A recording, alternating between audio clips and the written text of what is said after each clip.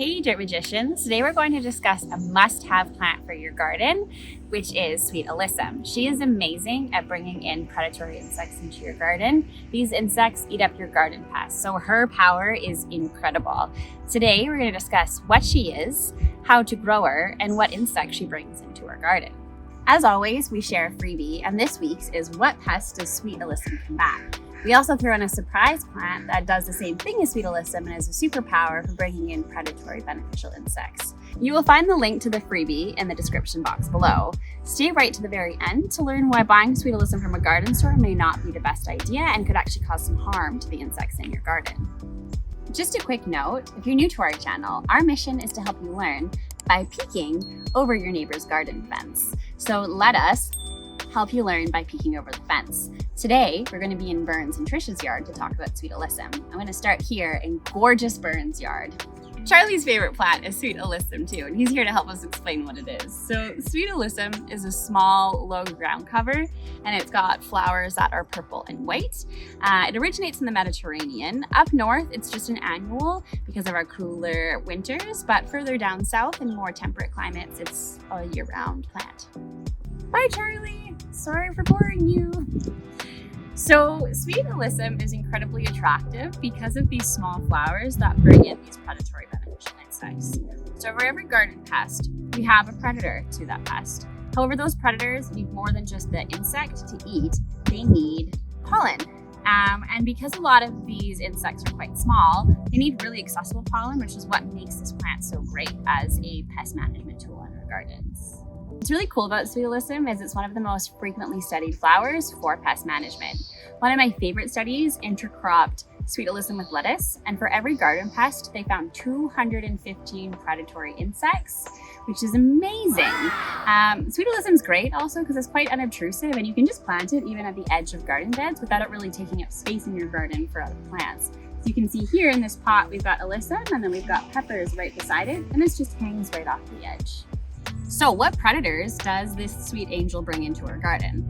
Firstly, she brings in lacewings. So lacewings themselves are actually only pollen eaters, but they have a larval stage that's super voracious at eating aphids and other soft-bodied insects as well as caterpillars.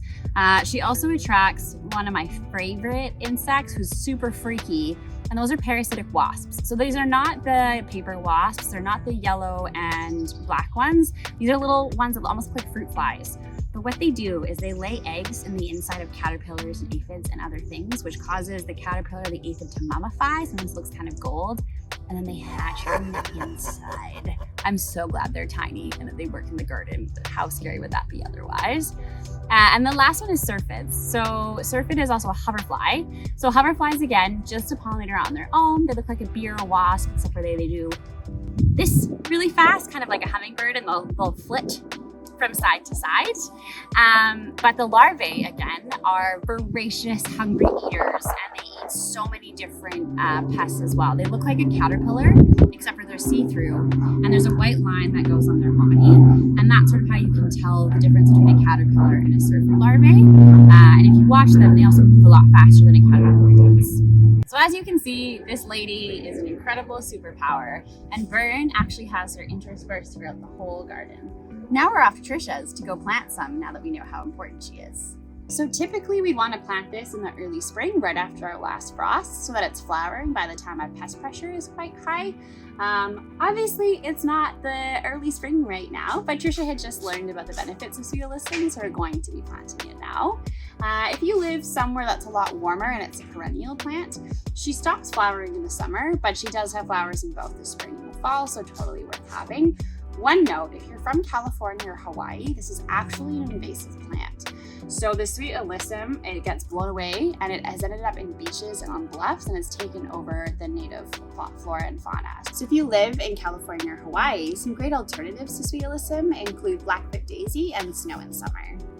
So for seeding Sweet Alyssum, she's got a very small seed, which means she needs to be put right at the surface of the soil, and she's got to be kept moist until she's germinated.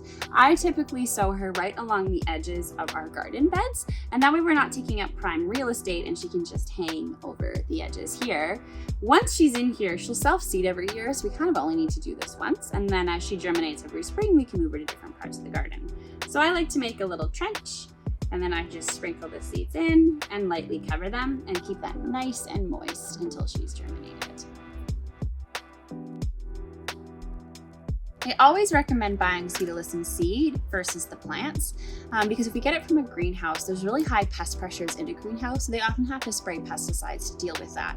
And one type of pesticide is called a systemic pesticide, which means it's sprayed on the plant and it enters the plant tissue, and it is the consumption of the plant by the pest that causes it to die. So if we bring that into our garden and we have a pollinator or a beneficial land on those flowers to get and eat the nectar, it can have the same harmful effect, and then it's totally defeating the purpose of having Sweet Alyssum in the garden, and we're harming different insects here as well. All right, Dirt Magicians, that's the end of our video. If you learned something today, see that subscribe button and like our video, as it helps up and coming content creators like us.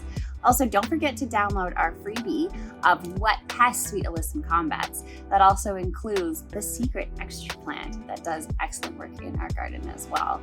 To find it, click the download in the description box below. See you next time.